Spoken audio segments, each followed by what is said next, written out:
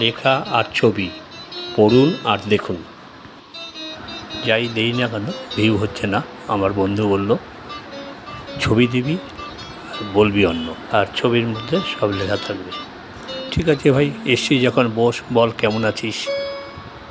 বন্ধু বলল কেমন আর থাকবো, এই বয়সে যেমন থাকা যায়। সকালে উঠছি, দৈনন্দিন কাজের সাথে জড়াচ্ছি, তারপর টুকটাক কাজ করছি, প্রয়োজনীয় টুকটাক কথাবার্তা চলছে, খুটখাটও হচ্ছে। এ বাবা, আবার খুটখাটটা কী ব্যাপার? এই টুকটাক কথা যখন হচ্ছে, খুটখাট হলো কারণ কথা পছন্দ হলো না, আমার হলো না, আমি বললাম, আর একজনের হলো না, সেও বলল। এ বাবা, ওইভাবে বলছিস কেন? আর একজন বলতে কাকে বোঝাচ্ছি?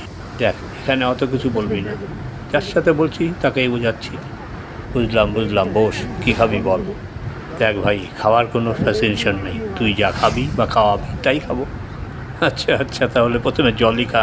হ্যাঁ তাই দে, এটা অনেকক্ষণ আগেই দেওয়া উচিত ছিল। সত্যি সরি, ভুল হয়ে গেছে, নে।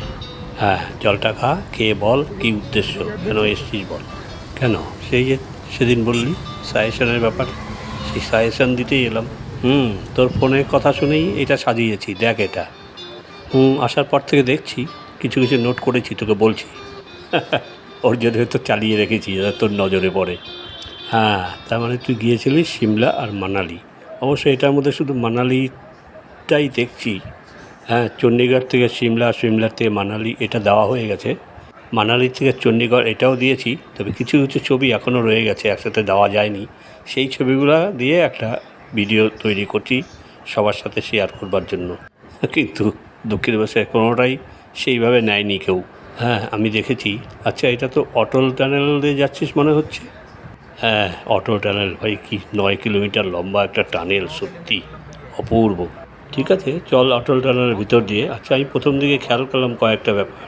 সেটা হলো, মানালিতে তোরা এসছিস 23/5-এ, আর 23/5-এ তোদের দুজনের একটা ছবি দেখলাম। একটু খোসলা খাওয়ার ব্যাপারটা দেখ, খেয়াল যখন করেছিস বুঝতেই পারছিস 50 বছর ছিল এবছর, আর সেই দিনটাতেই ছিলাম আমরা মানালিতে। বাবা, জহুরির চোখ। অটল টানেল পার হয়ে এখন কোন দিকে যাচ্ছিস?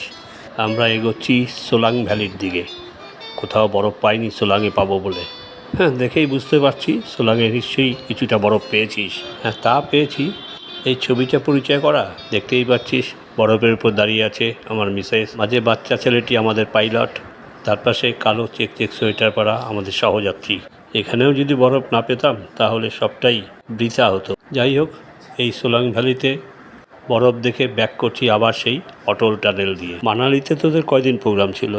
4 দিন, 23/5 থেকে 26/5, 27/5-এ আমরা বেরিয়ে গেছি চণ্ডীগড় থেকে ট্রেন ধরেছি। বাহ, টানেল এখনও শেষ হচ্ছে না দেখি। হ্যাঁ, প্রায় হয়ে এসছে, এখনই বোধহয় টানেল থেকে বেরোবো। এই ভিডিওর প্রথম দিকের প্রাকৃতিক দৃশ্য সত্যিই দারুণ। হ্যাঁ, কিছু দৃশ্য সত্যি খুব মনোরম। যাক, দেখতে তোর কিছু খবর দে। খবর আর কি, চলছে তোর মতন, ওই টুকটাক খুটখাট। আর বাড়ির এমনি সব খবর ভালো তো? সব চলছে রে, সব বেঁচে পড়তে আছে বা আছি। তুই আমার চ্যানেলের সব ভিডিওগুলো দেখিস? হ্যাঁ, চেষ্টা করি দেখতে, তবে তোর ওই সিমলা মানালি ট্যুরটা মোটামুটি দেখেছি, আর তাই দেখে তো তোকে সাজেশন দিতে পারলাম।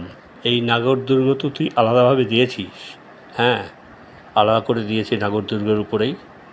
এই যে আমরা হোটেলে ফিরে এলাম, হোটেলে ফিরে এসে এই যে আমাদের রিসেপশন, একটু ফ্রেশ হয়ে আমরা আবার মেলে যাই, কারণ আজকেই 26/5 লাস্ট ডেট। এই যে মেলে ঘুরছি। তাই তো দেখছি, মেলটাল ঘুরে হোটেলে যাই, স্বাভাবিকভাবে সকাল হয়ে যায়। এই রিসেপশনে আবার নেমে এসেছি, গাড়ির জন্য ওয়েট করছি। গাড়ি এসে গেছে, রওনা হয়ে গেলাম চণ্ডীগড়ের দিকে। বাহ, ভালোই কাটালি। হ্যাঁ, তা কাটিয়েছি। চণ্ডীগড়ে দিয়ে যাচ্ছি, কতক্ষণ লাগবে?